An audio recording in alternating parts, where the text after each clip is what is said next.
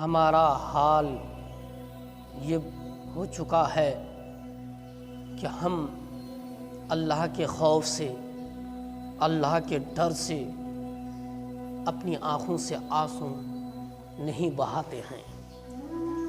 ہمارے دل کا حال اتنا خراب ہو چکا ہے کہ نہ ہم دعا میں اللہ کی بارگاہ میں روتے ہیں، نہ نماز کے وقت اللہ کی بارگاہ میں روتے ہیں، نہ اللہ کا ڈر اپنے دل و دماغ میں رکھنے کے بعد اپنی آنکھوں سے آنسو بہاتے ہیں۔ ہم کسی بھی حالت میں، کسی بھی صورت میں اللہ کا خوف، اللہ کا ڈر دل میں پیدا نہیں کرتے ہیں۔ اسی لیے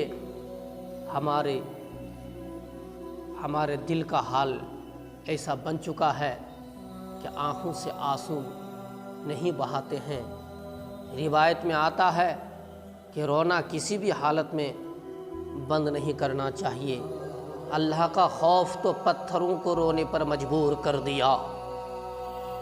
کیا انسان پتھروں سے بھی زیادہ سخت اور کٹھن ہے؟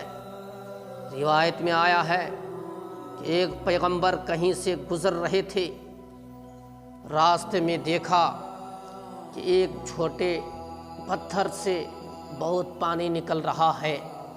بات کیا ہے؟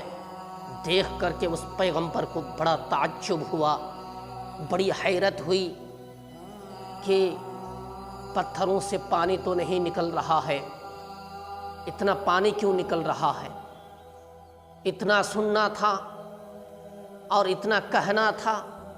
اللہ نے اس پتھر کو بولنے کی طاقت عطا فرمائی، اللہ نے اس پتھر کو قوت گویائی عطا فرمائی۔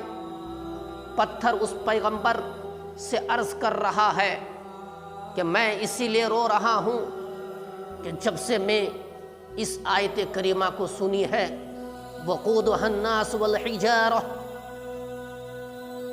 اور جہنم کا ایندھن آدمی اور پتھروں سے ہوں گے۔ اے لوگو، آدمی کو اور پتھروں کو جہنم میں ڈالے جائیں گے۔ میں اس خوف سے روزانہ روتا ہوں۔ تو اس پیغمبر نے اللہ کی بارگاہ میں دعا کی اس پتھر کے حق میں، تو اللہ تعالیٰ نے اس پیغمبر کی دعا اس پتھر کے حق میں قبول فرمائی۔ لیکن کچھ دن بعد پھر ادھر سے اس پیغمبر کا گزر ہو رہا ہے، پھر اس پتھر پر اس پیغمبر کی نظر پڑی اور دیکھ کر کے بڑا تعجب ہوا۔ اس پیغمبر نے فرمایا اس پتھر سے کہ پہلے کی طرح ابھی بھی تم رو رہے ہو، بات کیا ہے، حکمت کیا ہے؟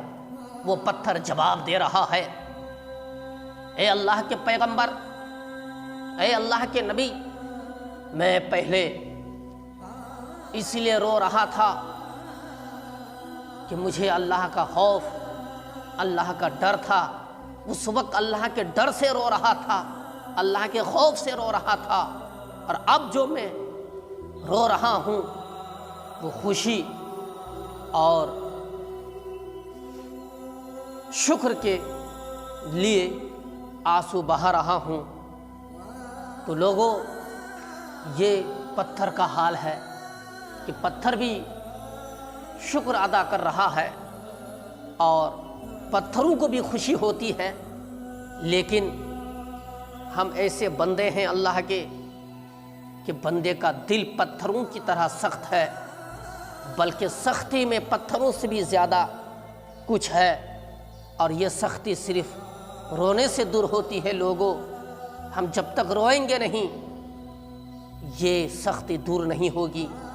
اللہ کا خوف اپنے اندر پیدا کیے رکھیں، اور آدمی کو رونا چاہیے، چاہے وہ آدمی خوف کی حالت میں روئے یا شکر کی حالت میں روئے۔